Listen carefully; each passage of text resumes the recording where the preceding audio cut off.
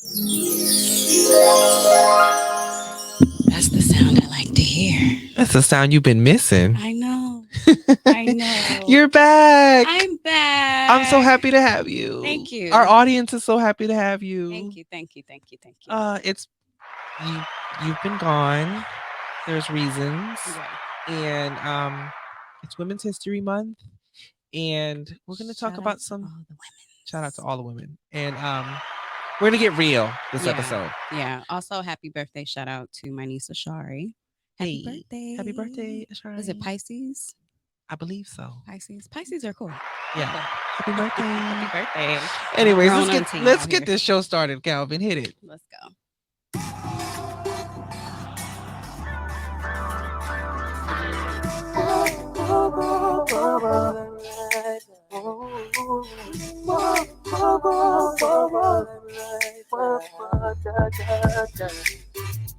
I don't know if you step into the limelight.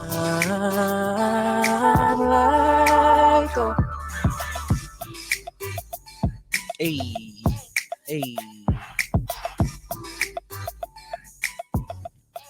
What do I usually say? Welcome, welcome, welcome, everyone. So I was using that while you were gone. I heard. Thank you. Yes, I am back. Hello. Hey. Hi. How are you? I'm alive. You are alive. Yes. Indeed you are. I'm alive. So as you may or may not know, or if you even paid attention, so Sharíck was on hiatus for a while. I hope you did. I was holding down the fort. Very well. Because some things happened. Some things happened in Sharíck's life, with Sharíck's health. And we're gonna talk about that today. And I commend you because this is very brave of you to have this conversation. Thank you. So yeah. So I'm not gonna hold y'all up. Kelvin, cue some music for us while we have this conversation. And so let's get started. Let's start off with why you've been gone for so long. Yes. So I didn't get a chance to announce it. I was actually going to the last show that I was here, and actually the day that the incident happened, which was a Thursday, I was going to announce it. So I didn't get a chance to, but I was expecting to have a baby with my baby daddy in May. And I had actually told you were one of the first people that I told, because I was like, hey, I know we're doing this show, but I might not be here come April, May, something. You're gonna be an uncle. So yeah, it was definitely exciting, scary, all of the things. Yeah. And I was, getting myself mentally prepared. And I knew that because of this disease that I have, which we'll talk about, that I was high risk. Yeah. But I, try to be as positive as I can be and just try to move forward and go with what God had presented to me. And so on January 20th, I was close to 5.5 months at that point. I don't know if y'all can see it in my face. Some people told me they saw it in my face. I had people texting me like, are you pregnant? Because your face a little fat, your nose looking a little wide, something going on. So rude. So I had to come clean with those people that they know my face, they know me, and said, yes, we're having a baby. But I was, expecting to make this announcement on January 20th on the show. Unfortunately, the morning of January 20th, I ended up having to be rushed to the hospital. Yeah. I was experiencing some severe abdominal cramping that I had never experienced before. It was a rough pregnancy, I will say that. A lot of morning sickness, which is a lie. Morning sickness is not limited to just in the morning. Yeah. It's all day for some women. And it's not just your first trimester. It can be second. I was well into my third, almost into my second, almost into my third trimester at this point, and I was still experiencing sickness. So I thought I could thug it out. I called Miku and said, hey, he was working in the studio. He came home. He said, is this an emergency? I said, yes. I think we need to go because this isn't, I know my body. Yeah. And so instead of me going to the emergency room, which I originally was planning on doing, something in my spirit said, call your labor and delivery team. And I called them. I told them what I was experiencing. And they said, you should come in. At this point, it's probably close to 5 o'clock, I get to the hospital. 5 a.m. a.m. Yeah. On the 20th, on Thursday morning. I get rolled in. I'm very calm.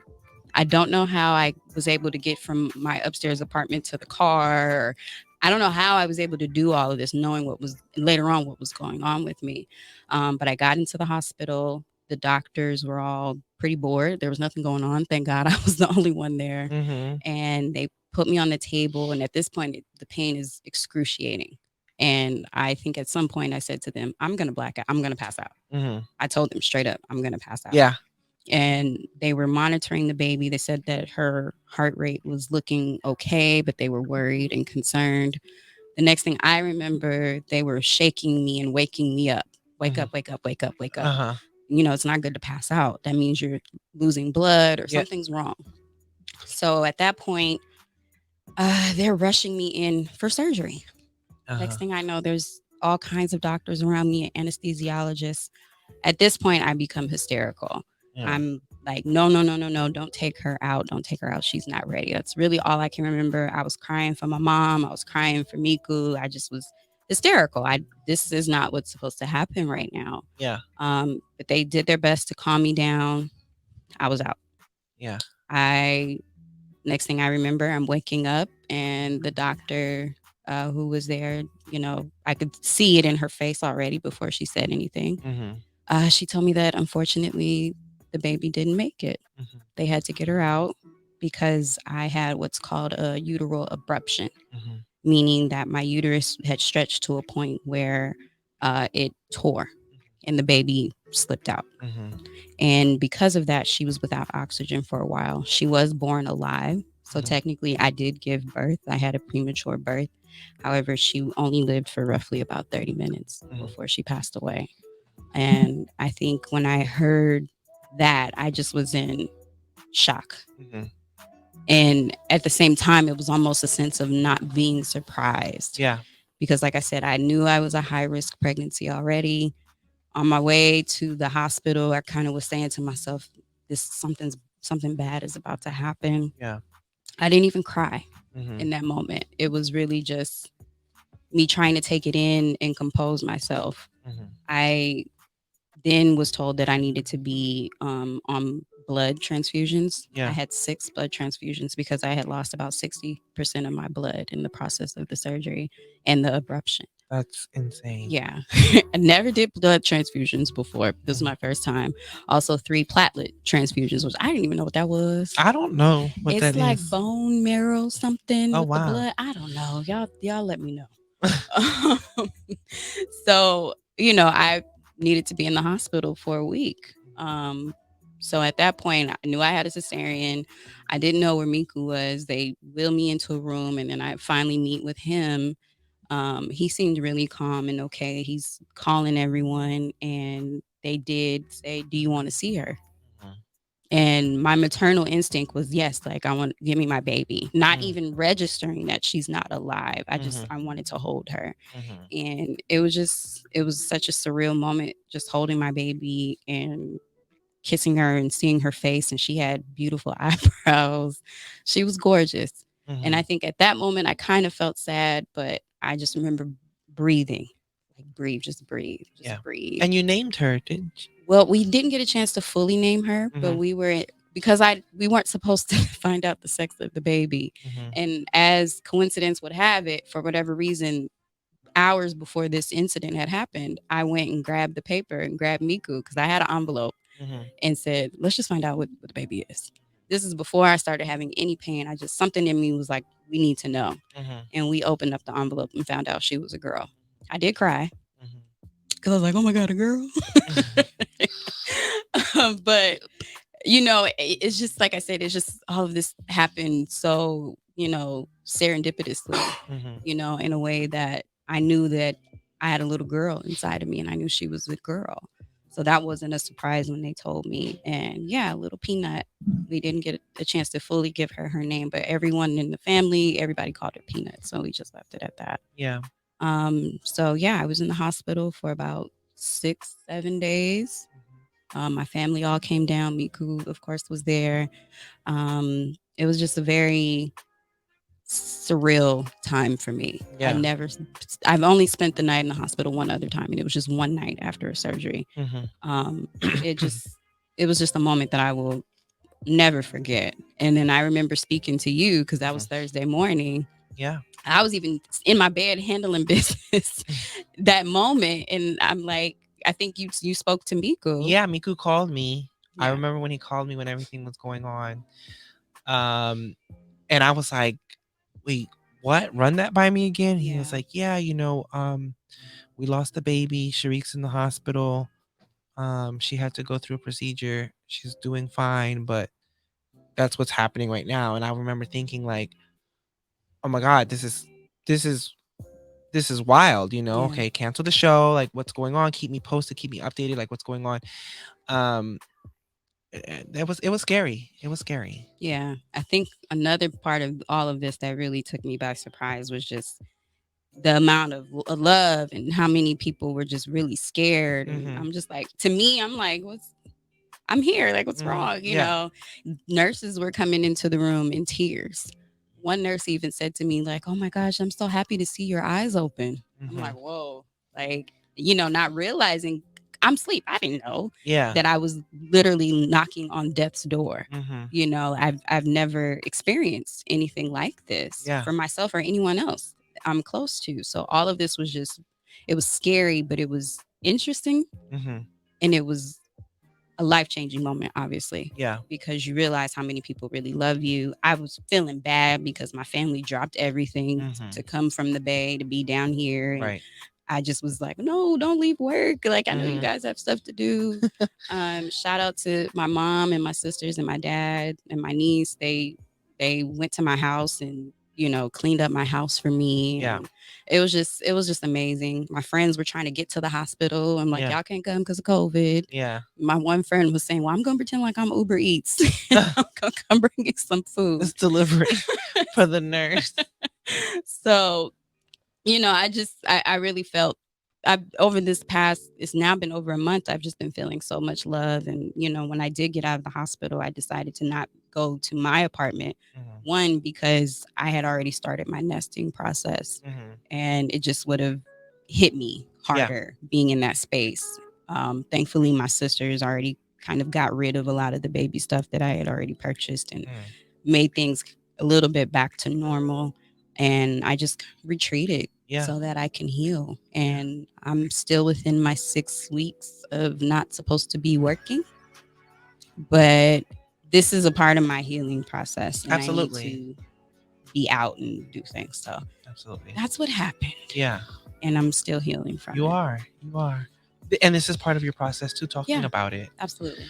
You posted about what happened online on social media. And then you even made mention of the disease that you were talking about called endometriosis. So if you could tell us what endometriosis is and how it has affected you. Yes. So unfortunately, endometriosis is still one of those diseases that not a lot of people know about. I'll go ahead and read the definition as I see it online. It says endometriosis is an often painful disorder in which tissue similar to the tissue that normally lines the inside of your uterus, which is called the endometrium, grows outside of your uterus. Endometriosis most commonly involves your ovaries, fallopian tubes, and the tissue lining your pelvis. So what that meant for me is a whole lot of pain because my endometrium, which is what actually causes what women experience cramping, either when they're starting their cycle or about to start their cycle, was growing in places that it's not normally supposed to grow. So literally from the age of 12, when I began puberty, I just remember experiencing an excruciating amount of pain. Yeah. On top of vomiting and just things that I didn't know at the time are not normal for women. And because of the era and the time in which I grew up and the community in which I come from, I was always told, okay, just take some Tylenol, take some Midol, you're going to be all right. Everybody got to deal with it. You got to deal with it too. People normalized it. And in all reality, that isn't normal. It is not. No. Young girls, women, we are not supposed to have this type of pain every single month. Yeah. And, I envy women that are in the commercials doing flips and dancing, riding horses, and yeah, like, and then they use the blue ink for the menstrual pads, and that's in no way a reality. And I do remember the first time I had my really bad experience. I was young, and I just so happened to, it was my dad's weekend to watch, to not watch, but to have me and my sister. And we were at my grandparents' house, and I was so embarrassed. I didn't want to tell my dad. I didn't want to tell my grandfather. Like, I didn't want anyone to know. It was embarrassing. Yeah. And just to think that now I'm at a point where I could talk about it. You know, y'all men. Right. You know, like, I could talk about it with you guys. But there was a point where it was petrifying for me. And to think that I suffered in silence for so long, and so many women do even now, you know, it's painful. And that's why I feel as though I need to be an advocate. Even before I found out I was pregnant, I had, you know, surgeries and different things. And in order to be diagnosed with endometriosis, you have to have surgery, because they have to go in and look and see that you have it. Yeah. So I did have the surgery in November of 2019. And not only that, I had fibroids. And fibroids are non-cancerous growths that grow inside of women's uterus. And 80% of the African American women community, they have fibroids. Yeah. You know, I know plenty of women. Most women have fibroids. Yeah. And you don't hear about it. People aren't talking about it. And fibroids also cause a lot of pain. Yeah. They cause miscarriages. Just a lot of things that women are suffering through. And they aren't talking about it either. Yeah. I was reading an article that it said something to the effect of, oftentimes women use the words, "Oh, I had a procedure," to downplay or not talk about it, versus, well, this is affecting a large portion of the community. Exactly. Talk about it. Yeah. Yeah. I mean, we're 50% of the population, at least women. You know, we have uteruses, and everyone came out of a uterus. So why are we having this conversation? And why is it so taboo? And it's not okay that little girls are suffering. Like, I was a little girl suffering through this. And, you know, fortunately for me, but I don't know how fortunate I was in the long run, I had a full-blown, basically, Planned Parenthood at my high school. So I found myself passed out in the health center one day because I was cramping so bad. And they said, "Oh, we need to put you on birth control." And that's a whole other topic that I can get into, just the woes of birth control and how toxic it is, and how it was really presented to the BIPOC communities, you know, disparagingly and disproportionately. I was on birth control because I didn't want to go through that pain, and I had no other resource. I had no other knowledge. And I was on birth control for way too long. And I think that affects a lot of young ladies that are growing up, and they don't know any better. And my mom had no idea, you know, but had she known, I would have been able to get on it. So it's like, it's a double-edged sword. Yeah. So that's why. Do you feel this disease is what contributed to the death of your baby, of Peanut? Indirectly, yes. And I say that because in November of 2020, I said 2019, of 2020, I had what's called a myomectomy, which was to eliminate the fibroids, which they had to go in and physically cut them out because they were growing so large. And since they were in there, they said, okay, let's get the endometriosis out as well. What I did not know was that when you have these type of surgeries, it creates scar tissue. And scar tissue in the uterus becomes very delicate and weak. What I also didn't know is that with that, if I were to get pregnant and that scar tissue is too delicate or too weak, it can rupture, which is what I had. What happened, yeah. Exactly. Not only that, I also had a polyp removal in June. So June, I got pregnant in August. I had a polyp removal, which is surgery. Yeah. A month before. Yeah. My body didn't have enough time. In my mind, you know, I'm solution based. As soon as they told me, I'm racking my brain trying to figure out what could I have done or what did happen. You know, people keep saying, well, don't do that because you're gonna, you know, kill yourself or hurt yourself trying to figure this out or trying to justify it. But to me, I know, you know, eventually I want to have children again, or I want to be an advocate. I want to help educate other people. So what is this that happened to me? And it's almost discouraging because of the point of where I was in my pregnancy. I was told that I'm in the 1% chance of that happening. And when I go online and I Google and I try to figure out how many women at this stage in their pregnancy has this happened to, I don't find anything. I don't find anyone. So therefore, it's my duty to try to research and understand why this happened to me, so I can help other women or help the doctors. So literally, we went to go get a checkup the day before this happened. I had an ultrasound the day before this happened, and the doctor said everything looked good. Yeah. Said, you look healthy, weight is good, baby looks fine, everything. You've been drinking water, you're doing a good job.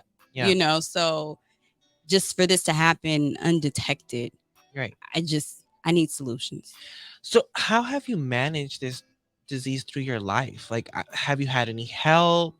What resources did you turn to educate yourself? I went through so many different OBGYNs. Mhm. Honestly, I was told, okay, in order for you to be diagnosed with endometriosis, you have to have the surgery. I fought having the surgery for so long until it got to the point, as of recently, I said, you know what? I know I'm getting to the point where I want to start family planning. I know I met the person that I want to start family planning with.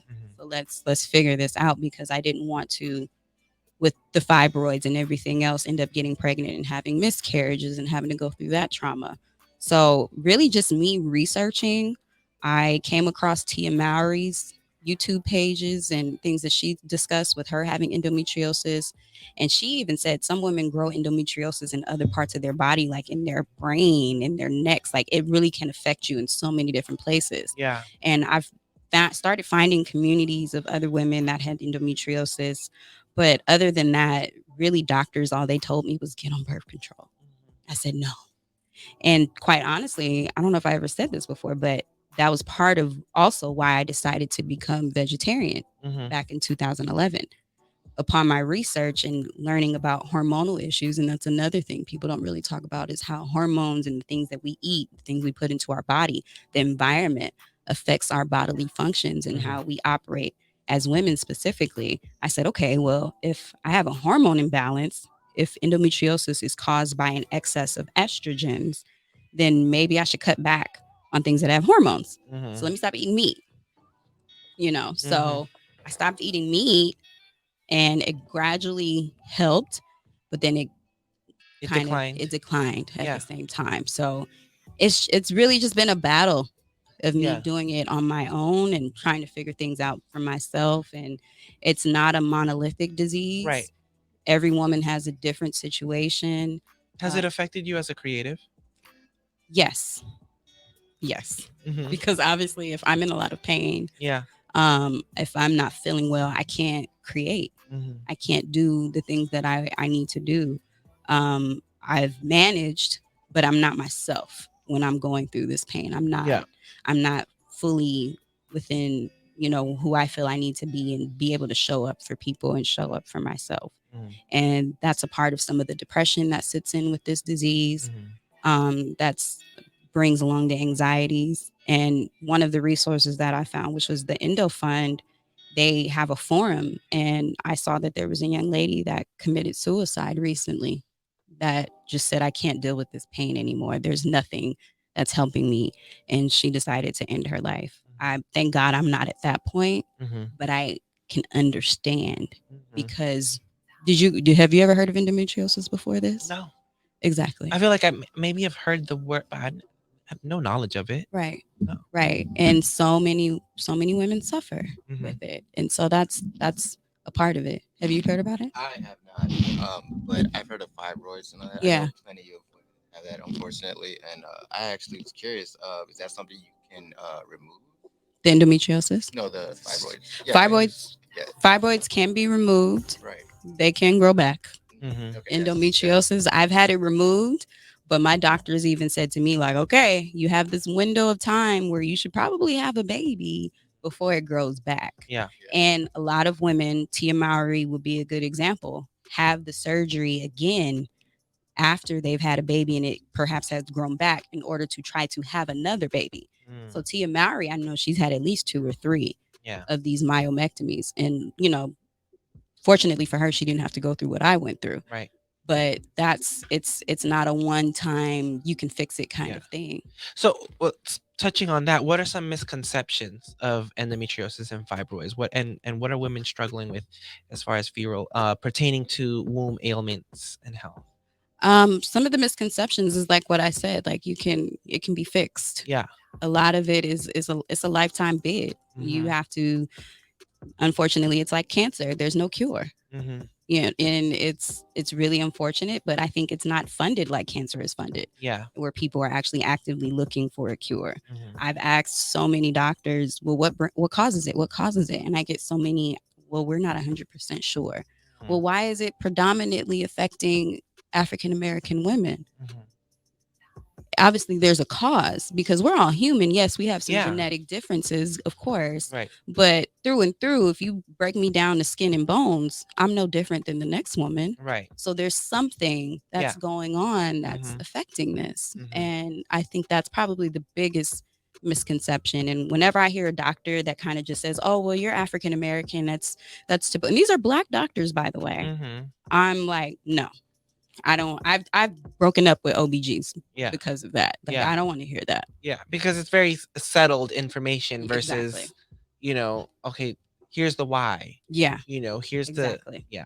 I feel that. How can others, even men, be advocates for women who suffer womb diseases and complications? I think education. Men can educate themselves. Not be scared to hear the word period. Not to take hearing about periods lightly, not to think, oh, she's on her period, she has an attitude. All of the taboo, nuanced things that people say in regards, and it's not even just period. Having endometriosis and fibroids, it's pain even when you're not on your period. And I just think men, like I said, y'all, everybody, we all came out of somebody's womb. We all have mamas. Yeah. So being empathetic and trying to understand that this is a disease, these are real ailments that women specifically go through. Think about the complexities of growing a life. There has to be so many different things that can go wrong. Yeah. And so I believe men just being there and being an ear and being supportive and educating yourselves is a healthy thing to do. If you have best friends, sisters, aunties, whoever, just knowing and understanding is key. For sure. I used to help out my sister when she was growing up. You know, like just go buy her the things. You know, when she needed, like because my mom was out of town a lot, so unfortunately, she had to turn to my dad to help, and he didn't know anything. So, he didn't know what to do. So at the time, my son's mom was very supportive and helped her. It was like her big sister, so took her to the store. And when she couldn't, I went and got it. Like, there's no shame in that. But you see how you said, unfortunately, she had to turn to your dad? Yeah, because he had no idea. You know what I mean? Right. So exactly. Yeah, unfortunately for him, he had no idea. So he wanted to help. He just didn't know. Exactly. But luckily she had someone like my son's mom to help. And even when she wasn't around, like I said, I would go buy her whatever she needed. I had no shame in that. And I bought some from my son's mom too. Like, I don't care. It's normal. It's like a normal thing. So when people try to make jokes, how you say like, "Oh, she's on her period," I don't find that shit funny. Yeah, exactly. Funny. Yeah. And I think we've gotten better as a society, because we're in woke culture right now. But I think there's a more psychological thing that we can do better with in terms of education and really, really discussing what women go through. Yeah. And what men, it affects men too. Yeah, absolutely. I want to ask, looking at the future, do you plan on having another baby? What have you learned from this experience in that regard? I love my doctors. Shout out to USC for Verdugo Hills in Glendale, Keck Medicine. They were amazing. I had 3 amazing Black women doctors. Okay. I like to say a Black doctor saved my life because she just straight up was like, let's hurry up and do this. This girl's not okay. If it wasn't for that split decision that she made, I would not be sitting here right now. However, the first thing she said to me, or one of the first things she said to me, is that I don't think you should ever get pregnant again. And that just hit me like a ton of bricks. But at the same time, to myself, I'm in my head, I'm like, I hear you, but I have way too much faith for that. I've seen miracles happen. I don't know who you pray to, but my God is going to see this through for me, however which way. I do want to have and give birth to my own child. I know that there are other options. We discussed egg freezing, which again, I can't afford because I'm not in that, not yet, yet. And I don't really like the idea of egg freezing because you have to pump yourself up with hormones, and it's a lot on women. A lot of women suffer through the process of harvesting their eggs. That's what they call it. Yeah. So that's an option. I've discussed surrogacy. It's hard for me to think about that, but I know that it's an option that's out there, and I've researched it. Yeah. That too can be rather expensive. Yeah. So me personally, I would rather let myself heal, let my body heal. I know that I think to myself, I didn't give myself enough time. Skype. I didn't give myself enough time to allow myself to heal. Um, but I'm definitely going to allow myself at least a couple of years before we try again. So that's my answer to that. I think we have someone that might be calling in, but she's a surrogate herself, and it's really kind of taboo in our community. It is. This is her calling right now. Come on, caller. Okay. Hello. State your name and your purpose. Hey, caller. Yes, can you hear me? Yes, we can hear you. Is this Amber? Yes, it is. Hi, how are you? Hi, Amber. Hi. I was just talking about you. You were you? I was. Yeah, so my co-host Jay Penn just asked me, how I felt about, trying to have a baby again, and I mentioned how I came across your story. You had recently posted about your surrogacy journey. So can you tell us a little bit about that? Yes. I am currently almost 2 months pregnant. Um, my surrogacy journey started more so with me actually going through my own issues. Reproductively, I had cervical cancer. I was diagnosed with cervical cancer when I was 19, and went through a really long period of just doing holistic healing, but in a sense, having to weigh my options and really having a very firm understanding that the possibility of me having kids was pretty much not going to happen, especially with the miscarriages. And so once my body was able to go through its healing and do its thing, and I was able to bring forth my own life, I really just felt like it was my way of paying the universe forward and giving me that blessing for me to be a blessing to mommies who I know want to have their own kids, and this is a real possibility. Yes, yes.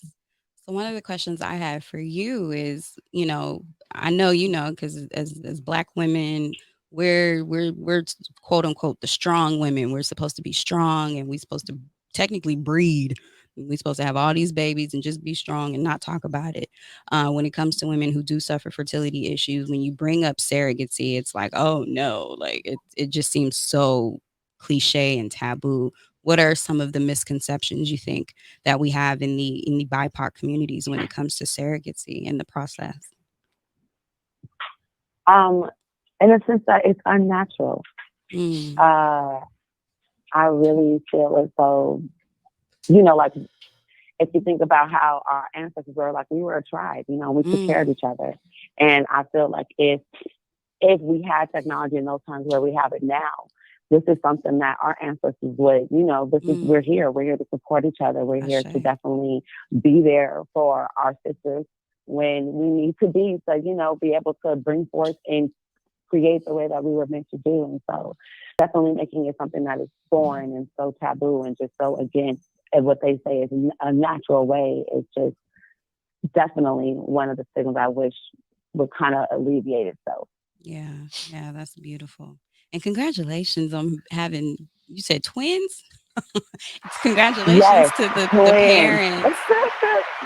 Is it a and in terms of the process, I think too, people are kind of scared. I think there's a lot of fear behind that. Like, how do you choose a surrogate, and what is it? I'm assuming is it a lengthy process? Is there a lot of loops, or do you feel as though it was a comfortable process for you to be matched with the couple, or is it someone you already knew? And for my case, there are ways in which you could be a surrogate that, for me, I do already know the intended parents. They're kind of friends of the family. Nice.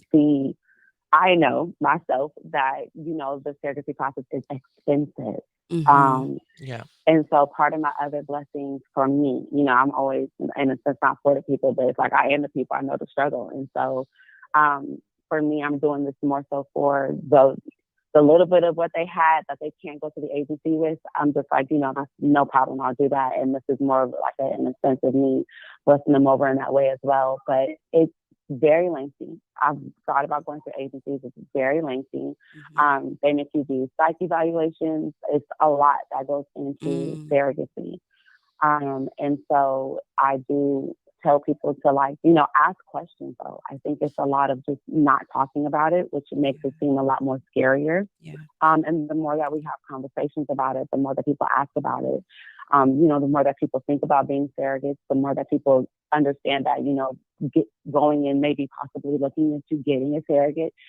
It's have comfortable, the more we talk about it, the more the conversation becomes comfortable and less scary. Yeah, definitely. Wow, that's amazing. I'm so happy to hear that. And then I know you've been talking about your journey too. So where can people find you if they wanted to learn more and follow your journey? You got 7 months to go with these little ones. So These little ones, yeah. I know. You have Instagram or social media, or what are you working on, and how can people follow your journey?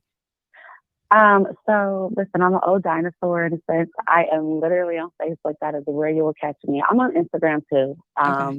But the more that I journey about it, I will definitely be opening that platform up.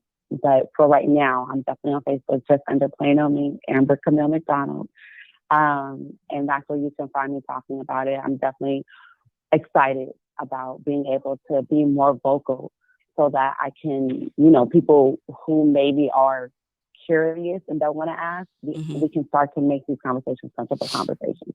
Amazing. Well, thank you so much. And I'm definitely going to be talking to you some more offline as I I go through, I'm going through my process and figuring out what I want to do. And again, when I saw your post about it, you literally had me in tears just because I thought it was just such a beautiful thing that you're doing, because now that I've gone through what I've gone through, I know you're risking your life, so to speak. And it's not an easy process. So I commend you. I thank you, and I wish you the best. I know you're going to be great, but we'll be checking back in with you. You're a superwoman. Thank you. We are all superwomen. Yes. Listen, your journey too. So I appreciate you, and yes, we'll be definitely in contact for sure. Definitely. Well, thank you so much, Amber. We will talk to you soon. Okay, good job. Thanks. Bye-bye. Bye. Wow. Yeah, no, that's incredible. And I've never thought of it, what she said about how we're a village, and that's so true. And one of the things that keeps playing in my mind is, like I said, I was literally knocking on death's door, and I thought to myself, well, what happened when we didn't have technology? Yeah. If this was 1950 something, I would have been gone. Yeah. Easily. Yeah. And I think about how many of our older generations were raised by aunties and grandmas because their mothers died during childbirth. Yeah. It was a way, way more common thing. And unfortunately, today we know that there's disparities with African American women who are suffering, either death or extreme ailments during childbirth. Yeah. Because it's far more common than people think. It doesn't matter how rich you are. Serena Williams. Yeah. So many women. So like I said, she's literally risking her life for these people, but it's I know she's going to do well. It's such a beautiful thing. And Candy Burris, her last child was through surrogacy, and that was something that she wanted to showcase on the Real Houses of Atlanta during that process, and specifically for that reason, because surrogacy isn't looked at in Black and brown communities as an option. It's like, kind of like looked down upon or frowned upon. It's like, oh, that's something white people do. And Candy wanted to really be vocal about her story and how she went through surrogacy for her last child. Well, as of now, it's still something only rich people can do. Yeah, it is very expensive. As Amber just said. In one of the books I read from Gabrielle Union recently, her latest book, she really dug into the whole process with her having Kavia James. And one of the things that I thought was hilarious was she said, while she was going through the process of picking the surrogate, this was someone she didn't know. She said, well, let me get a white surrogate so that if she ends up having this little black baby and she run off, nobody gonna think it's her baby. Right. And I'm like, as crazy as that sounds, it kind of makes sense. Yeah. And you would think about stuff like that. Like that's a serious thing. I don't know what the percentages of how often that could potentially happen, but it's so much that goes into it psychologically. So I commend women that it's brave to seek out a surrogate. Yeah. And it's brave to be a surrogate. I'm not there yet. Yeah. But I'm having conversations. Which is healthy. Yeah. Yeah.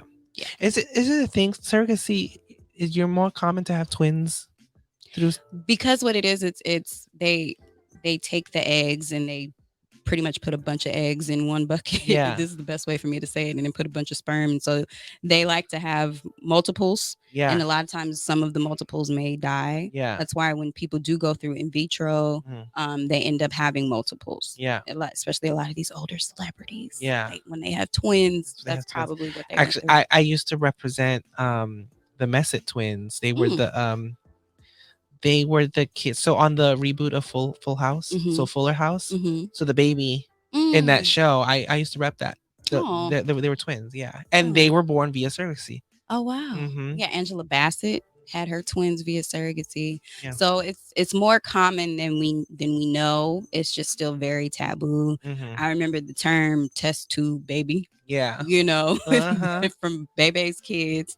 It's something that I think we need to evolve with. Yeah. As a people and as a culture, especially in the Black and brown communities. Absolutely. Because you're looked at as not being a woman or not being woman enough or something's wrong with you. And that's a terrible thing to try to put that on. Exactly. Yeah. Like we're here for more than just having babies. Yeah. But yeah, more. Definitely. I want to talk to you about how has this experience affected your partner, Miku, right? And we have him here. But so many times when couples lose a child, we don't hear from or understand the perspective of the partner, of the man. Yeah. Right. And so I'd like to bring him on and talk with him and kind of get his perspective on what happened that day, what was going through his mind, and how he's processed through this. He was definitely my calm through all of this. He was definitely the rock in all of this. He was able to, he had to let everyone know what was going on. Like you said, you spoke to him. He had to call my mom, my dad, my sisters, my family, his family, and let everybody know what was going on. He even had to tell me what was going on at one point. And within all of this, I was concerned for him because I couldn't imagine being in his shoes, especially at the point where I had passed out or where they're rushing me to surgery and him not knowing what's going on. But he really held it together. And in the midst of all of this, when I was recovering and my dad decided to stay with me in the hospital, he said, let Miku go. Let's give him a break and let him go and gather himself and do what he needs to do to go through his grieving process. Because it was his baby too, and within that, he did what Miku does and he creates. He made music and impromptu, decided to put out an album. Normally, he wouldn't put out an album at the beginning of the year, but he dedicated this to Peanut and he said, this is what something is coming out of this experience and we're going to get ahead and we're going to be fruitful. And he did that. And one of the songs which you're going to play before we bring him in was a song that I have been bugging him to do for like the past 2 years or so. He had just did part of it. But to my surprise, which I felt like it was a gift for me, he did decide to have this song, which is called Never Back Down. And we're going to listen to it in a second. But I was just really proud to hear him and to know that he was able to create. And yeah, we're going to listen to it. Come on. Never Back Down. Inglewood. Off the album Hybrid Vibes 2.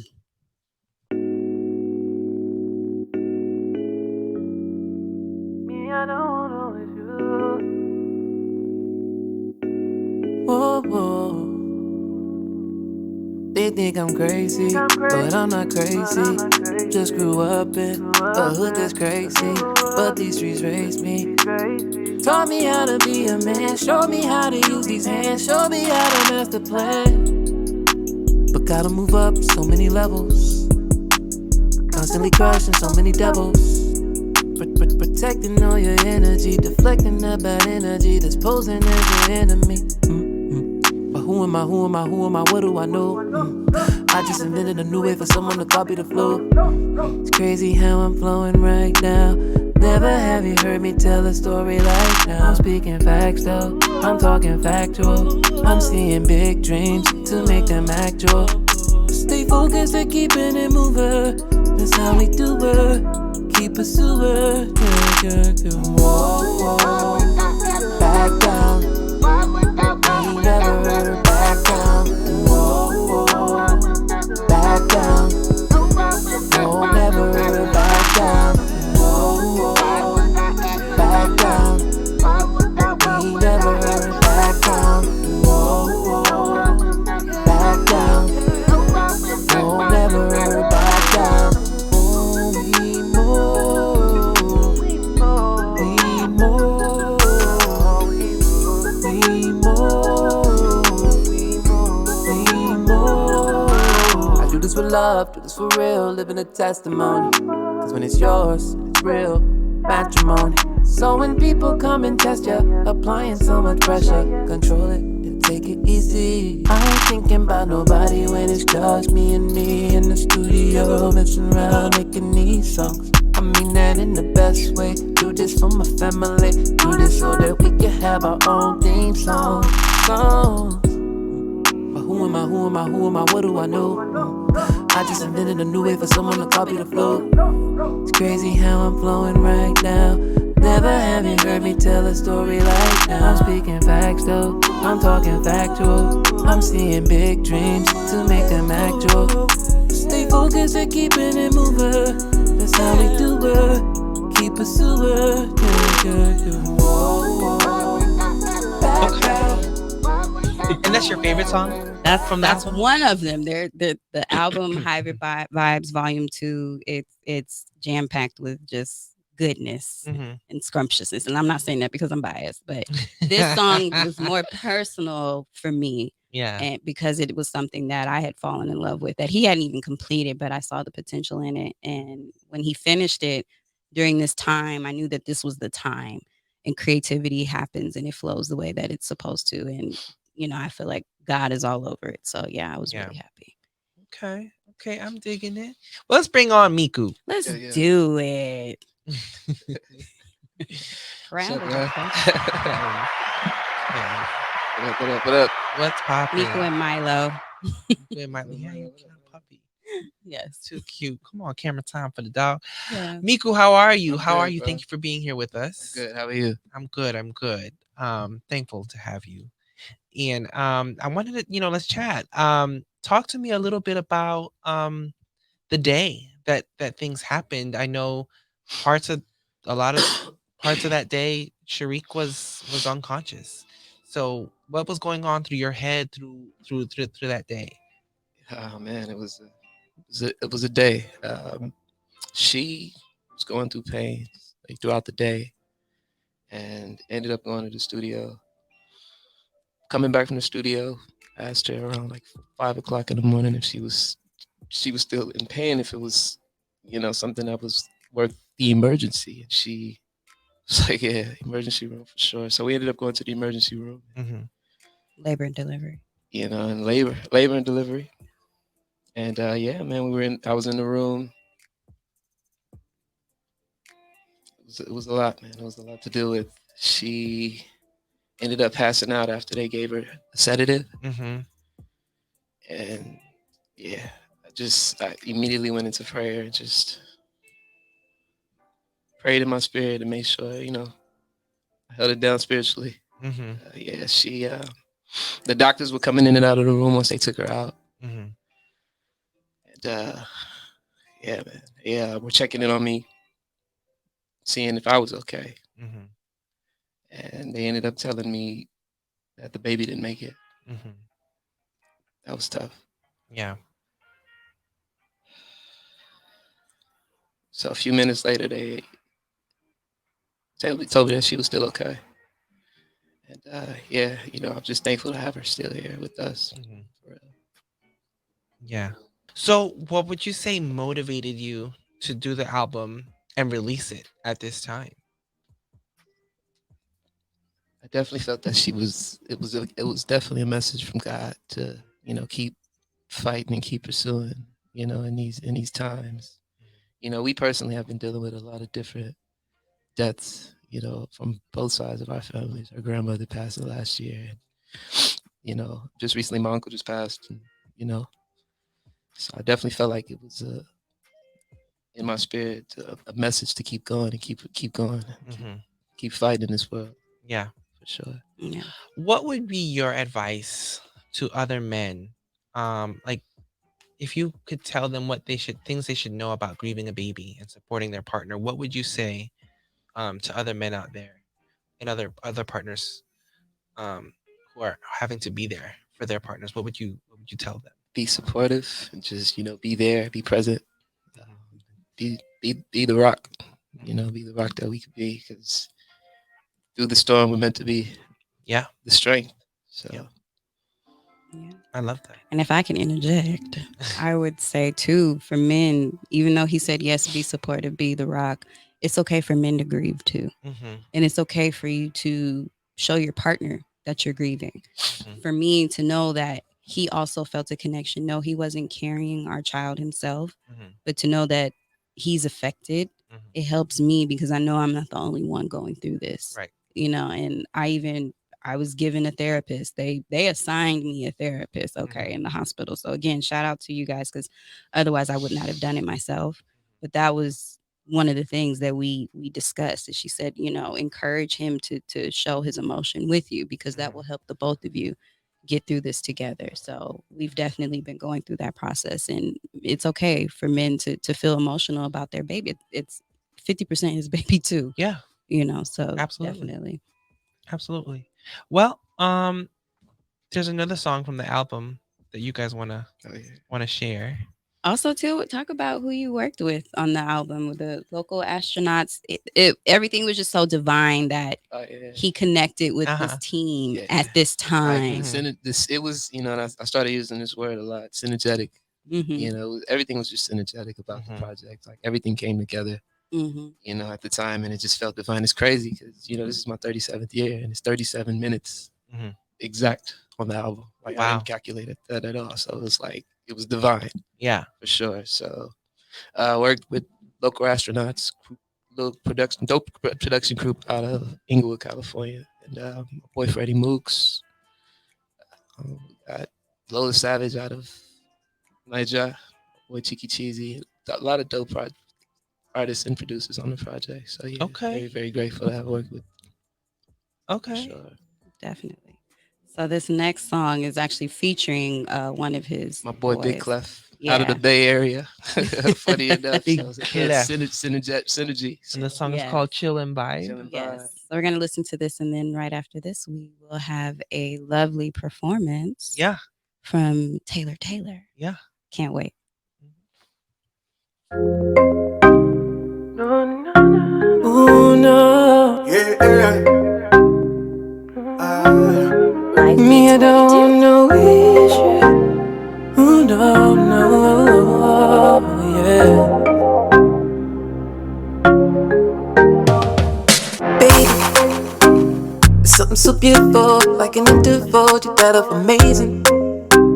I need you in physical, connecting in spiritual. What you bring to the table, value. And I can't see myself without you. Stuck to your body like a tattoo. Yeah. We could do things together. First, you gotta be my friend. This friendship will last forever, so I gon' love you till the end. As we proceed, I got what you need. When you're not control this vibe, then just press rewind. Baby, let's chill and vibe. Let's chill and vibe. Yeah, I'm in a West, come hop in my ride. You'll be alright. Fire on my lecture. Fire on my lecture. Okay, I'm digging that. Okay. So we don't have too much time left, but the last part of our show is dedicated to this wonderful, incredible artist. Her name is Taylor. Applause, please. Hey, Taylor. Check 1, 2. Hello. How's it going? Good. How are you? I'm good. Thanks for having me. And you've been on the show before. We had you as part of you performed during Equity Crowdfunding Week when we were on site for that episode. And I'm just glad to have you back because you're so talented. And you have a new song to share. And so tell us a little bit about the song. What's it called? Yeah. Tell us about it. The song is called What's Bothering You. And it's actually a reimagined version of a song that I released a couple years ago that had more like kind of like electronic-esque production to it. Okay. But then this new version that comes out tomorrow, it's like the live instrument version, and it's like the same chords, not the same chords, the same melody, the same lyrics, different chords. So it's kind of like a brand new song. Yeah. What's the song about? What's Bothering You? It's kind of about, I love that it's Women's Month because I feel like with this song, it kind of brings attention to the power and vulnerability that women have, and with being able to like connect and being able to ask somebody that you love, hey, what's going on? And then also being able to like communicate back and be open and being vulnerable with what's bothering you. Oh, okay. Okay, I dig that. I dig that. And you also have a music video that's coming out with the song as well? Yes, I do. I'm so excited. I haven't like put out a really good, nice, well produced with a current face music video in a few years. So I'm really excited for this one. It'll come out sometime within the next 2 weeks. Okay. Okay. Well, the song is called What's Bothering You, and you're actually going to perform it here in the studio for us. Yes. So that'll be a nice, lovely treat. So let's get right into that. And yeah, please. All right, here we go. I have these bracelets, but then they like hit on the wood of the guitar. You know what I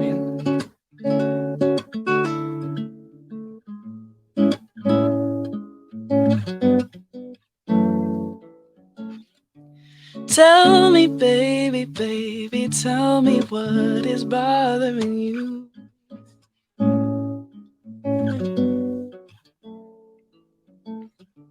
Tell me, baby, baby, tell me what is bothering you.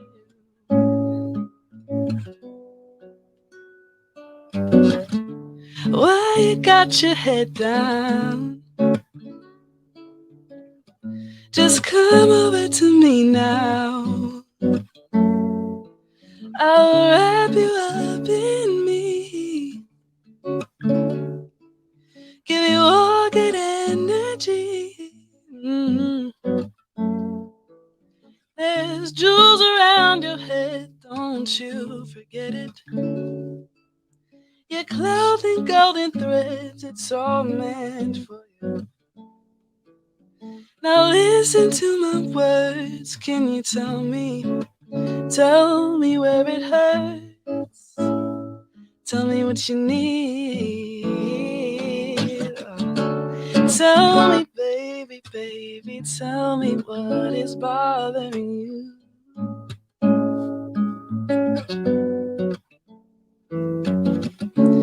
Tell me, baby, baby, tell me what is bothering you.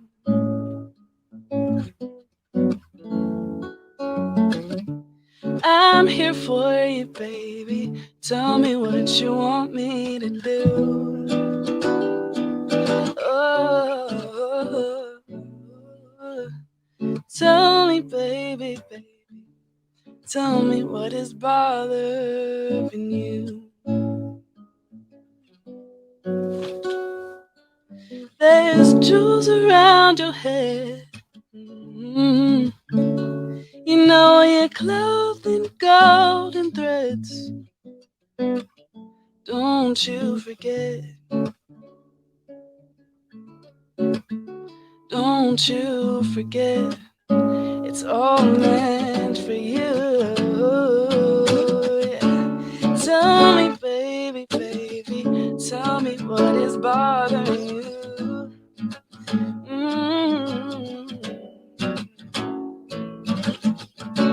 Tell me, baby, baby, tell me what is bothering you.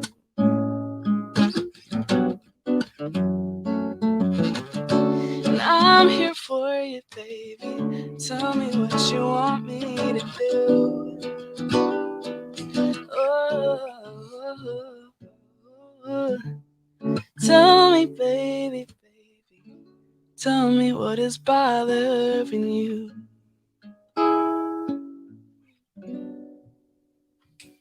Thank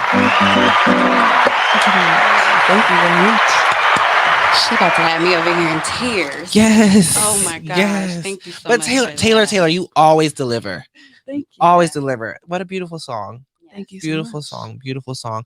I want to ask a couple of questions before we go off the air. First, tell us about your name. I know you get asked a lot. Your name is actually Taylor. Yes. That's my legal government name, Taylor. The story goes that my mom, I think my mom's watching. Shout out to Mom. My mom, her last name is Taylor, and so she always thought that by the time she had a kid that she would be married, and so she thought her last name would be different. And so she was going to name her kid Taylor in order to like keep the family name around. Gotcha. And then push came to shove, and she wasn't married at the time when she had me, and then she was like, well, we're just going to stick with the plan. Plan A is Taylor. It's just going to be Taylor. So wow. She knew. But that, and she was, okay, so Taylor was recently in the audience at Kelly Clarkson. I was. And Kelly Clarkson said, that sounds like a superstar name. Okay. Okay, Kelly better shout you out. I think she's changing her name actually to something else, but that's a whole another story. Okay, so dope. I want to know, give me some inspiration. Like what inspires you as an artist? I really love lyrics and I really love chords. So a lot of times that's what inspires me. Like with the guitar, especially, I end up writing everything on the guitar, and sometimes I'll just like play a unique chord that'll like strike a chord within me, and that'll inspire something. It'll inspire some kind of feeling, or sometimes you just have to kind of play that one chord until it brings out something. So oftentimes it's really the music itself. Okay. All right. And then lastly, I'd love to know, we talk to creatives all the time. We navigate our lives here in LA, and it's a doozy. It's crazy. You know, we struggle with jobs and maneuver and juggle different things. What's one piece of advice that you would like to give to young musicians or young songwriters who are trying to find their lane while still dealing with everyday life? Man, that is quite the question. And as you said, something that every creative struggles with. I think it's really important to always remember that at the end of the day, like, you are the artist, and even though you may be doing this and you may be doing that and you may be paying rent and playing all of these roles, even within, with the music business itself, like wearing all those hats when it comes to marketing and when it comes to branding and performing and promoting and doing all this, that like your job at the end of the day is to be the artist, which is advice my mom gave to me one day. Thank you, Mom, again. Just to remember that, the team, you can build a team around you to do all those other things, but you are the artist. Yeah. Sound advice. Let our followers know where they can find you. Yes. You can find more music, upcoming shows on taylormusic.com. I'll be going to New York this weekend. If you happen to be in New York, there's some New York shows coming up. taylormusic.com. Also on social media at Taylor, 2 music, and on all streaming platforms under Taylor. Bam. Thank you so much for having us. We're going to have you again. Yes. Because I'd love to do like an in-depth interview with you. But this was nice for you to come by and help us kick off Women's History Month and sharing this wonderful song, which is out tomorrow. Yes. What's Bothering You? So soon. And it really falls in line with like what I've been dealing with and what we were talking about with women and our struggles. And, I just think that that's really powerful. So thank you. Thank you very much. Thank you for I'm sharing. I'm going to go cry when I get in the car. But if I'm getting back into my host gear, I do want to say thank you, J Penn and Kelvin and Good News Radio, everyone, the whole family. Everybody's been very supportive and reaching out. And I just wanted to close and just say that. Shout out to Alvinus for stepping in. And Catherine and everyone that came in. it's a family. It's a village. Yeah. You know, and even though my baby's not here, she's here in spirit. And I know that she had a whole village, you know, for her. And, you know, we all got us an angel. Yep. And we're going to keep pushing. Absolutely. Yeah. Absolutely. Love you guys. We love you. Thank you for tuning in. Once again, this is Limelight Live. Follow us on all of our social media at Limelight Live Show. Also subscribe to our YouTube channel because, you know, in the event that we have technical difficulties. Like we did today. Go to the LaMay Day YouTube channel and you can find us there. We're going to actually edit this. And yes, someone asked, can they watch the session in full later on? Yes, you will be able to on the LaMayday.com platform as well as on the Good News Radio. Bam. And yeah, we love you guys. There's always a solve. Yes. We love you. I'm J. Pinkay. I'm Sharick LaMay. We out.